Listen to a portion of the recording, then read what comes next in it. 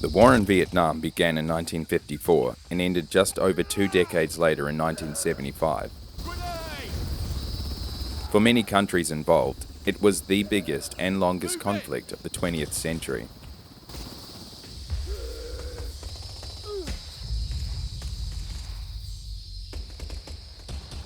After the USA began her involvement in the Vietnam conflict, she called upon her southern allies to honour their post-World War II pact and thus began Australia's and New Zealand's contribution to the cause. From 1962 to 1975, both countries would send approximately 63,000 troops to the fight.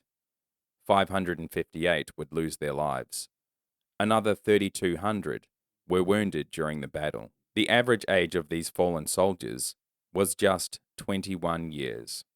This is the story of the Anzacs' involvement in the Vietnam War.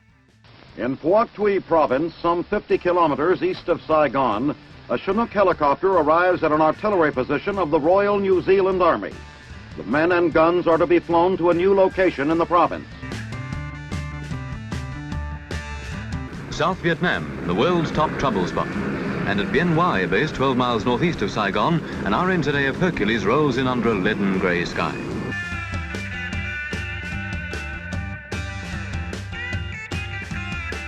Sisters, I want to see your hands out there. I want to see your hands. Tell me, what do you think about sending troops to Vietnam? Mr. Holt, the first national leader to visit South Vietnam, meets the troops on a 10-day fact-finding tour. I don't think we should be brought into it at all. The Australian armour has made contact with some VC, and the artillery is hitting enemy. I don't think they should send people there. If the Americans want to start a fight or start a war, that's their business. Why should we be involved in it?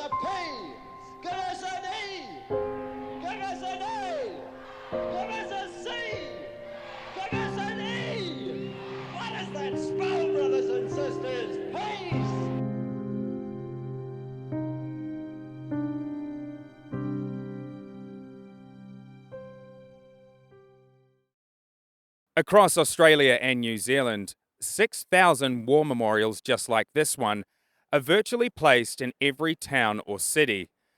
A public reminder to generations after the First World War of the lives lost and of those who served during World War I and World War II. On April the 25th of every year, these memorials are a focal point of the Anzac Day ceremonies.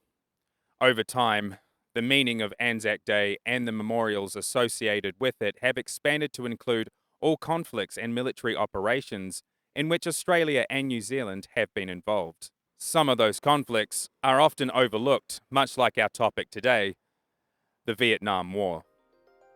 At its peak of conflict during the late 60s and early 70s, the Vietnam War was seen by many as unpopular, even more so in Australia and New Zealand. Questions arose like, why was it important to send our young men off to fight for a foreign cause that seemed quite superficial at the time, and even more so today?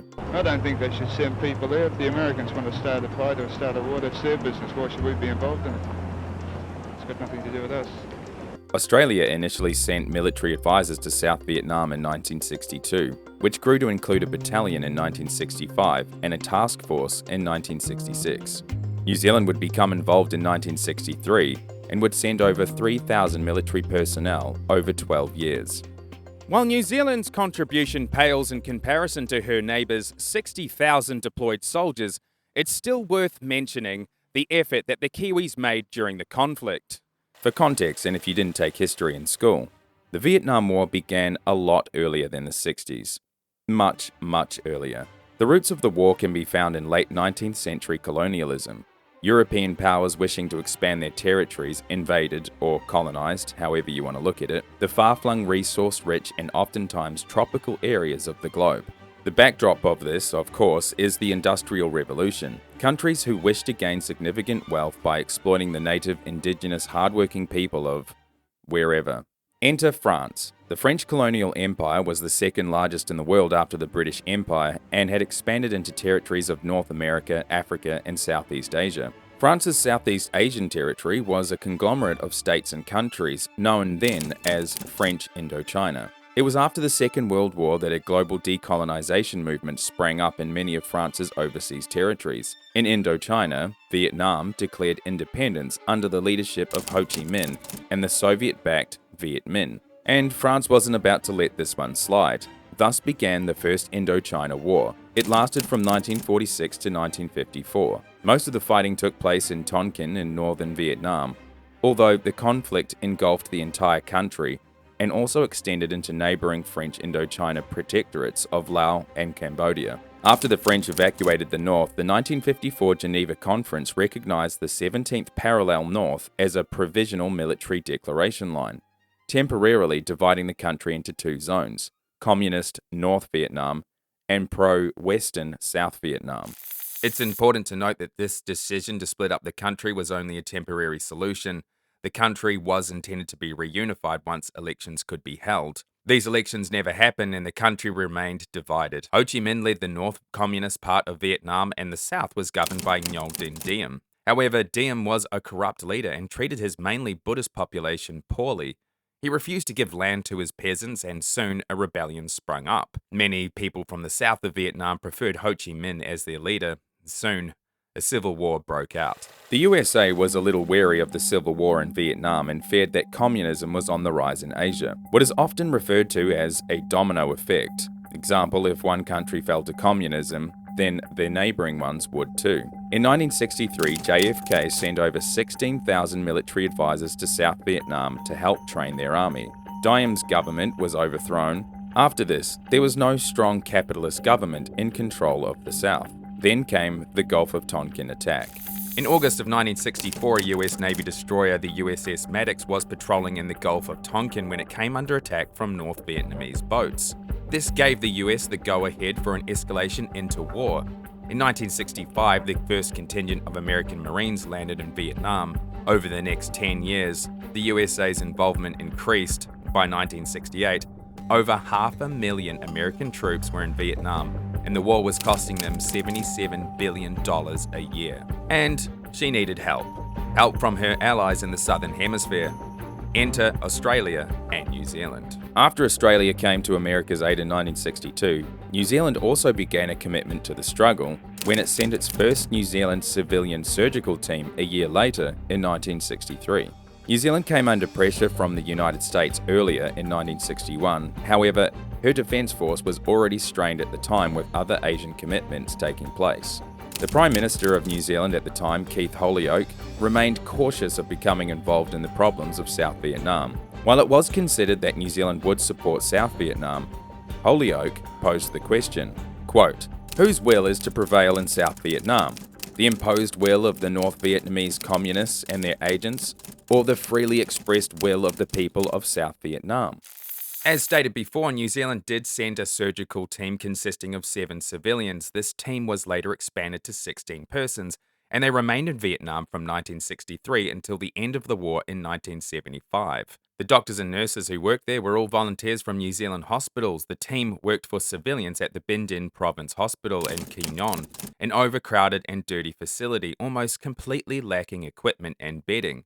In 1964, however, 25 Army engineers from the Corps of the Royal New Zealand Engineers arrived in South Vietnam. On the same day of their arrival, a small headquarters unit was established in Saigon.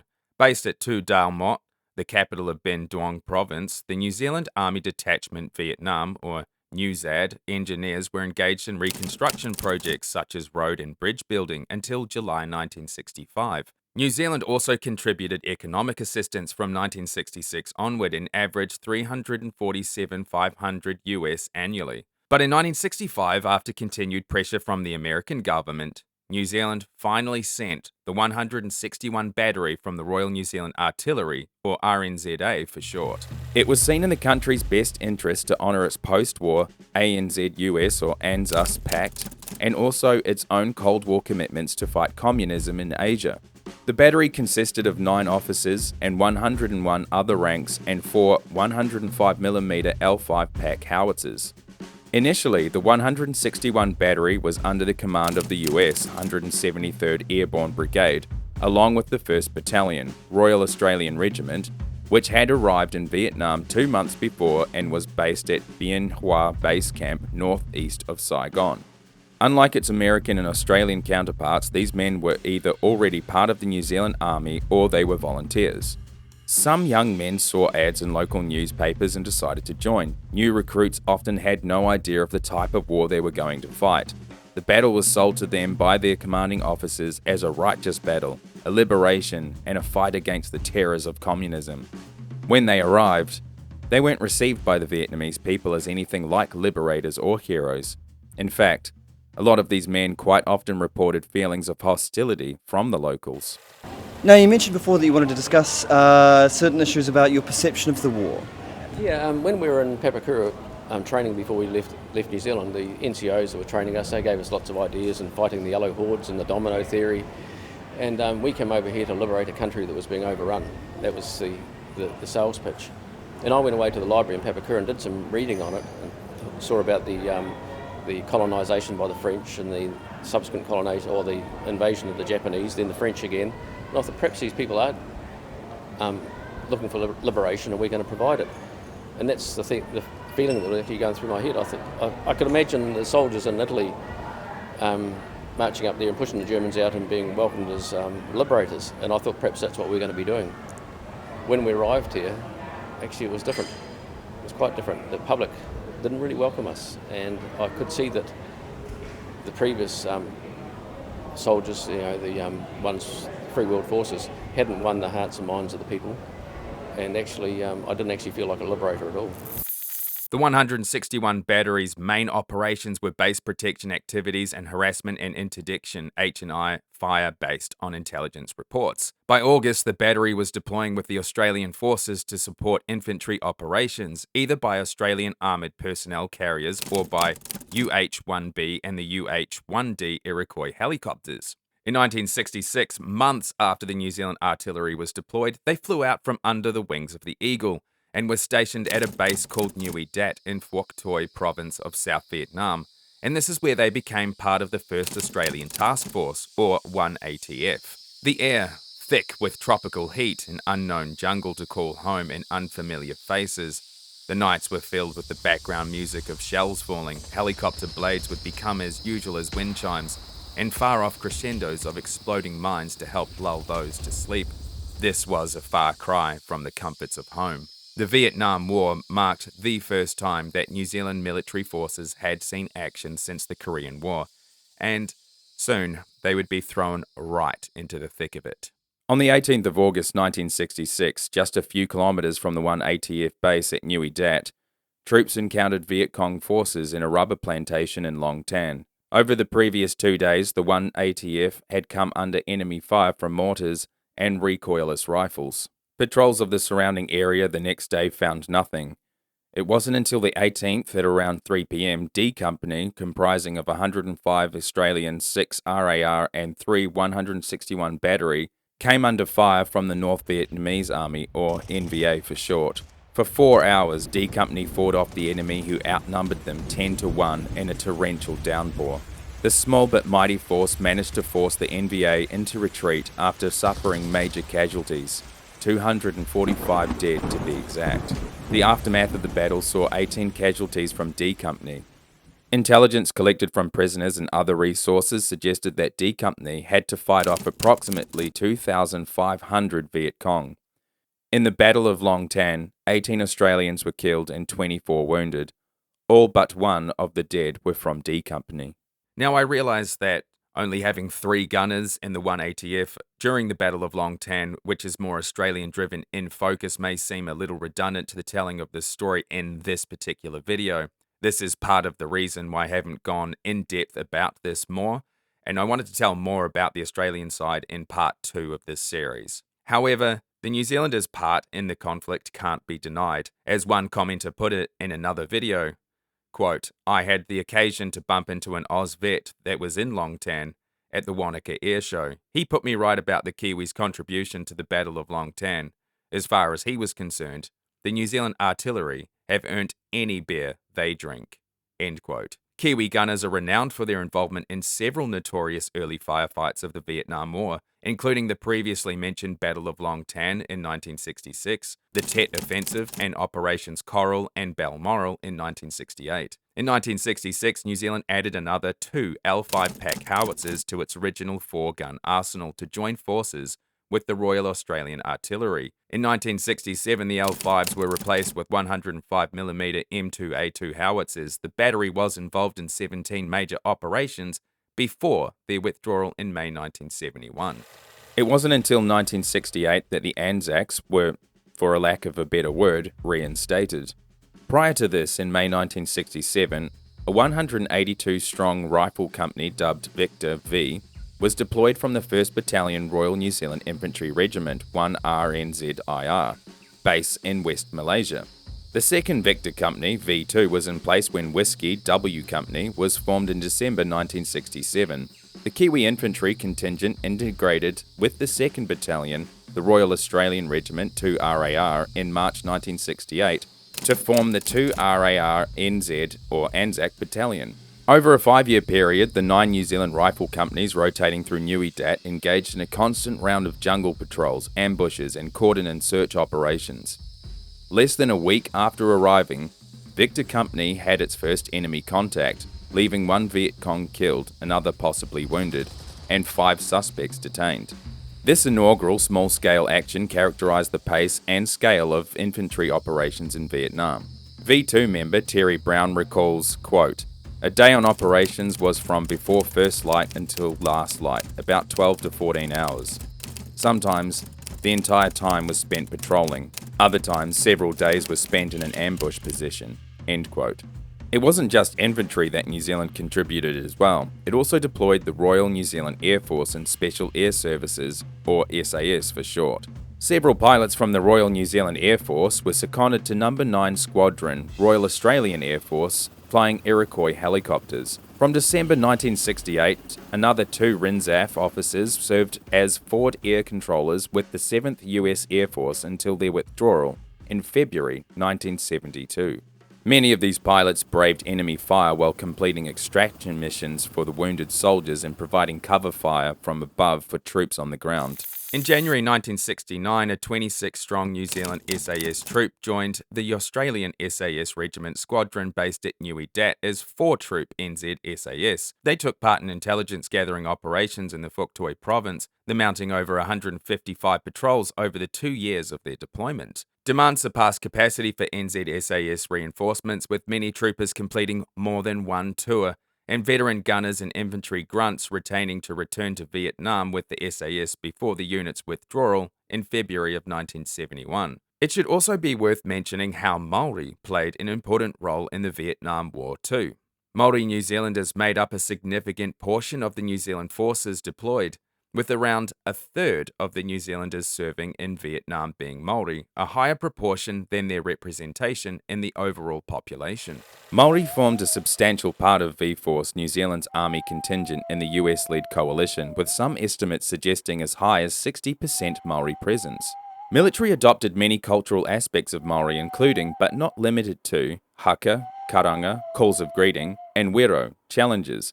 They were incorporated into battalions' formal routines, and a meeting house and marae were constructed in Malaya. The effects of the war also took its toll on Maori veterans and their whānau, or families, long after the war ended. I huria ke te kapa ki tōna hehea. I ruihi au nā ka haere atu ia re kautinoro o tana haere ngātu I roto I toa te ngahere. Ka pahu mai te mene I tūtana waiwai ki runga I te tahi. Ka tangi tonu au ki aia. Do you regret going to Vietnam? Yes, I do. Now I do, because I can see what the legacy of going there, the cost is too high. That our whakapapa has been polluted because of our service. So the cost is too high. But it wasn't all fighting and patrols for the Kiwi troops. Although downtime meant staying alert on base in case of enemy attacks, soldiers stayed on edge and rest didn't come easily. In fact, 80% of the 161 batteries' time in Vietnam was spent on operations. If you did get lucky enough to take some R&R off base, you could travel to local towns like Vung Tau and take in the local nightlife or catch a drink at Allied service clubs. Most received a leave and accommodation pass for rest and recuperation out of country, perhaps in Thailand, Japan, Taiwan, Hong Kong, the Philippines or Singapore, but very few regular soldiers returned home to New Zealand while on leave. Now, with all these facts and numbers thrown at you, I can imagine it can make this contribution seem a little impersonal or even clinical, and believe me, that is not my intention for this short doco. In contrast to the brave women and men who went and served for their country, it was ironically their country that protested against their involvement. Many who fought for what they believed to be the right cause found themselves discriminated against. New Zealand's involvement in Vietnam was highly controversial and attracted protest and condemnation at home and abroad. Few New Zealanders waved placards in the streets in 1965, but by the end of the decade, thousands were marching against the war. Critics of the war accused the New Zealand government of being the United States lapdog and called for a more independent, less submissive foreign policy position.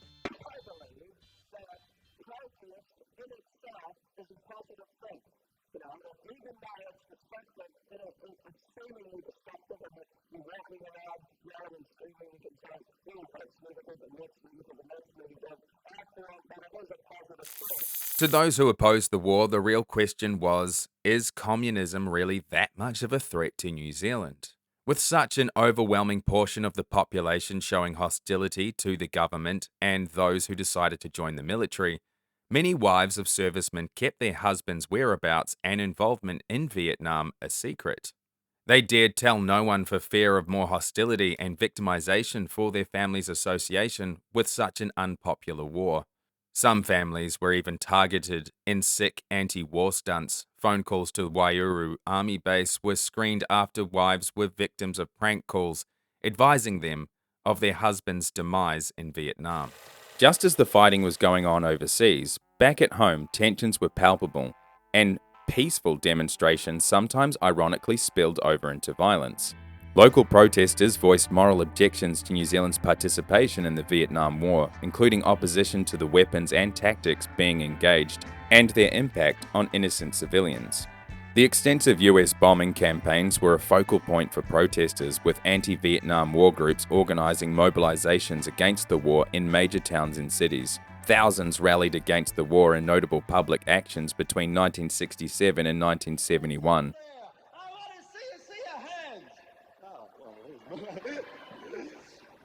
Give us a P! Give us an E! Give us an A! Give us a C! Give us an E! What is that spell, brothers and sisters? Peace! Anti-war slogans were rarely the only things hurled during rallies and demonstrations. Eggs, paint, and flower bombs were all used to reinforce the anti-war message. Anzac Day services, visiting Vietnamese and American diplomats, and the New Zealand Prime Minister were all targets of direct action. Firecrackers were thrown and 30 people arrested during a 1969 election meeting addressed by Keith Holyoake. Police clashed violently with anti-war demonstrators in Auckland during US Vice President Spiro Agnew's visit in 1970. The protesters had their beliefs, and I guess, we live in a democratic country which allows us to protest. And I would hate to ever see New Zealand say that we couldn't. I think some of the soldiers did take it quite personally at the way that people were protesting, particularly, because all of our guys were professional soldiers. They weren't drafted like the Americans. They weren't sent over as conscientious objectors as some of the Australians were into the medical field. They were very professional men, and I think they felt a little bit hurt that even though they were doing their duty, that they were sort of spat on and regarded as something that came up out of the sewer. It wasn't just the US to blame for all the destruction and morally objectionable tactics either. No, little old New Zealand was somewhat to blame also. According to an ABC article from 2005, 30 years after the war ended, New Zealand had to acknowledge the effects of Agent Orange on Vietnam veterans and compensate them. Not only that, but New Zealand may have also supplied the toxic herbicide to the US. According to the article, a government minister reports that New Zealand supplied Agent Orange chemicals to the United States military during the Vietnam War. It reads, "The disclosure led to immediate claims that New Zealand was in breach of the Geneva Convention and could face a flood of lawsuits from veterans and the Vietnamese." Transport Minister Harry Dunhoven says that the highly toxic chemical was sent to a United States base in the Philippines during the 1960s. Quote, "The information that has been given to me is that the products used to make Agent Orange were shipped from New Plymouth to Subic Bay in the Philippines." End quote. The effects of Agent Orange affected nearly 4 million Vietnamese people, according to the Vietnamese government. The highly toxic defoliant was sprayed by the US Air Force during Operation Ranch Hand, an operation designed to defoliate areas of South Vietnam's rainforest to expose suspected Viet Cong bases and hideouts. The main contaminant of Agent Orange is dioxin, which is a recognized carcinogen and has links to chronic B-cell leukemia, Hodgkin's lymphoma, prostate cancer, respiratory cancer, lung cancer, and soft tissue sarcomas. According to a study, children in the areas where Agent Orange was used have been affected and have multiple health problems, including cleft palate, mental disabilities, hernias, and extra fingers and toes. In the 1970s, high levels of dioxin were found in the breast milk of South Vietnamese women and in the blood of US military personnel who had served in Vietnam. The deadly herbicide also affected New Zealand veterans and their families too. In 2001, a study into the effects of defoliants on Vietnam veterans and their children was conducted by Veterans Affairs New Zealand. This investigation was poorly conducted and ignored the evidence amassed in Australia of the spraying missions that took place in Vietnam where Australian and New Zealand troops were exposed. Efforts to provide the evidence were finally successful by 2004, and the results of the investigation were published in the New Zealand Herald on the 15th of December 2004, where it was admitted that New Zealand Vietnam veterans were, quote, exposed to a toxic environment, end quote. One such veteran by the name of Laurie Hawkins, who served in the Australian Logistics Service Group, died in 1996 from the effects of the exposure to Agent Orange. His late wife memorialised his courageous efforts in a poem that reads, "Unless you fell during battle, New Zealand doesn't give a damn, but for a word on a gravestone that says you fought in Vietnam. Not landmine, grenade nor bullet could permanently close your eyes. It was the silent stealth of the agent that attacked from out of the skies." The claims that New Zealand veterans had been exposed to or affected by Agent Orange were highly contested and even outright denied by the New Zealand government for decades after the war. Now, anybody in New Zealand, if you've got a grandchild, nephew, niece, anyone, don't send them to the armed services. Why? They're not going to get looked after they finish their deployments. I've got the legacy of it in this household. I don't want that for anyone. I don't want anyone to have the same level of pain that we have. After repeated denials by the New Zealand government that New Zealand areas of operations were sprayed, battle maps produced in the late 1990s by former 161 Battery Commander John Masters proved New Zealand troops were in spray zones. Many veterans claim they were sprayed on during operations with defoliants or insecticides, and suffer poor health as a result. One time we were out and a plane flew over us, and not long after that this fine sort of spray come down through the trees, and it was quite smelly like kerosene, but of course we didn't realise what it was, but we do now. We were never told in our preparation that we were most likely going to be operating in areas where toxic chemicals were going to be used. So we were completely unprepared for it. The children and grandchildren of Vietnam veterans are also reporting health problems linked to toxic exposure. It wasn't until the 2000s that the government began acknowledging the effects of Agent Orange on veterans' lives. In May of 2008, Prime Minister Helen Clark's government apologised to Vietnam War veterans who were exposed to Agent Orange or other toxic defoliants, following an inquiry. The committee concluded that New Zealand personnel who had served in Vietnam had indeed been exposed to Agent Orange, and that this exposure had had adverse health effects not only for the personnel themselves but also for their children. Today, the Crown has offered a formal apology to the New Zealand veterans of the Vietnam War and their families. The Crown places on record recognition of the service of those personnel and acknowledges the many consequences of that service, including the physical and mental health effects. Of all the hardships that these men and women faced in the theatre of war, imagine coming home and being told there will be no parade for you, no celebration, no recognition for your efforts. On top of that, when you get back home, tell no one where you've been, keep it a secret. Another shameful legacy of the New Zealand government, who otherwise wanted to hide the veterans out of sight and sweep it all under the rug. This was the reality for the last of the 17 New Zealand troops who flew home in 1972 from Vietnam. They were told to take off their uniforms and tell no one where they had been. To add injury to insult, their plane flew back home in the dead of the night, scheduled to avoid possible protesters, I'm sure. But why was the government that ashamed of these 17 men? You'd think they should be recognised. Why weren't they? They fought for you. You told them to go. Well, the New Zealand government wanted to hide a secret US joint operation.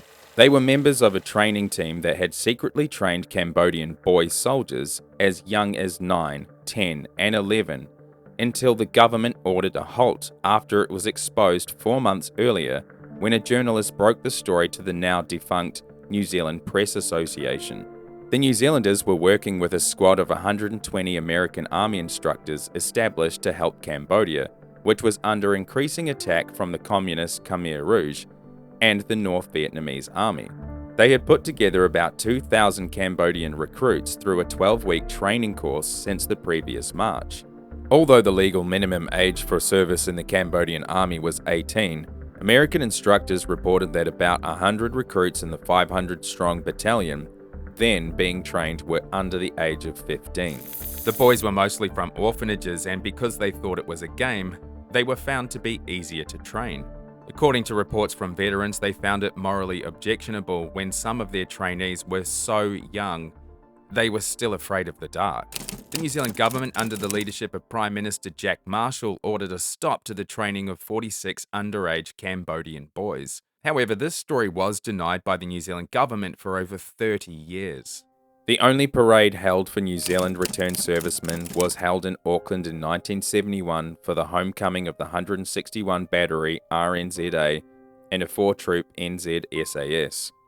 The march was relatively uneventful until the column reached a reviewing platform erected outside the Auckland Town Hall. Red paint bombs and firecrackers were thrown on the road, and several paint-covered protesters broke free from the crowd and sat on the road in an attempt to block the parade route. The band altered its course, and protesters only caused a momentary disruption before being removed by police. Most of New Zealand's military had already returned home by 1971, in coincidence with the US withdrawal and a staged handover to local South Vietnamese forces.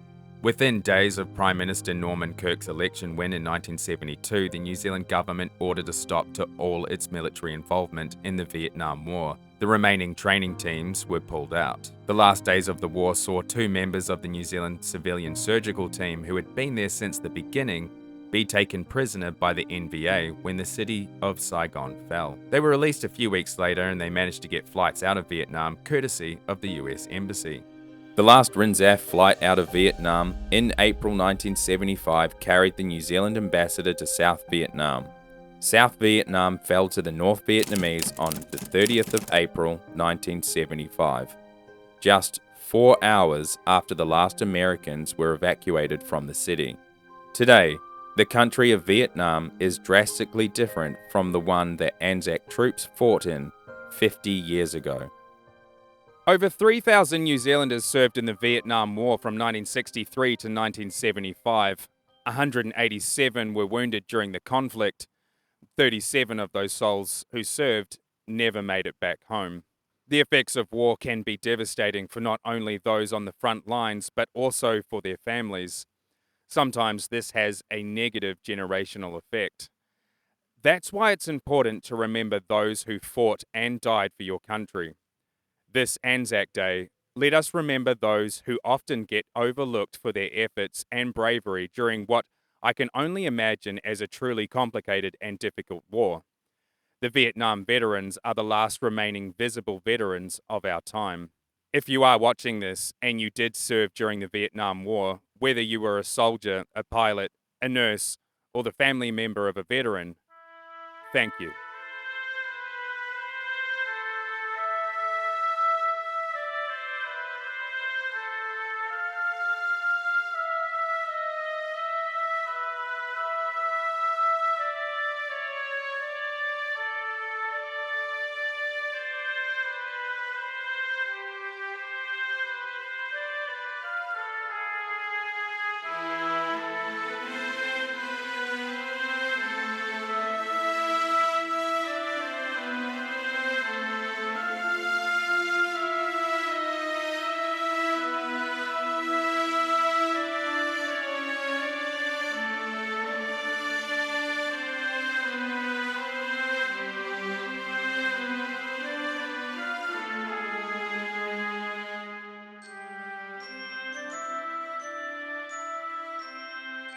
If you are still watching, thanks for sticking around until the end. If you're interested in seeing a behind the scenes of this particular episode, you can watch that by joining my channel membership called Beyond the Shadows for behind the scenes and exclusive updates to popular videos. And your contribution will go towards to help make videos like this possible. This was a video I've been meaning to make for over a year now and finally worked out how I wanted to do it. There will be a part 2 of this that will focus on the Australian side, but I want to make it really good and actually travel to Long Tan if I could, and hopefully get some interviews with some vets if they are interested. But, I mean, that's a long-term goal. Maybe you guys could help. On a different note, my wife Natalie and I had the pleasure of traveling to Vietnam last year around this time, and we absolutely loved it. It was a totally different country, I imagine, from the one 50 years ago during the war, and it was a truly eye-opening experience. We filmed that entire trip for our other channels, so if you're keen on seeing a different side of me or just curious about traveling to Vietnam yourself, go and check out those videos on our other channel, a link down below.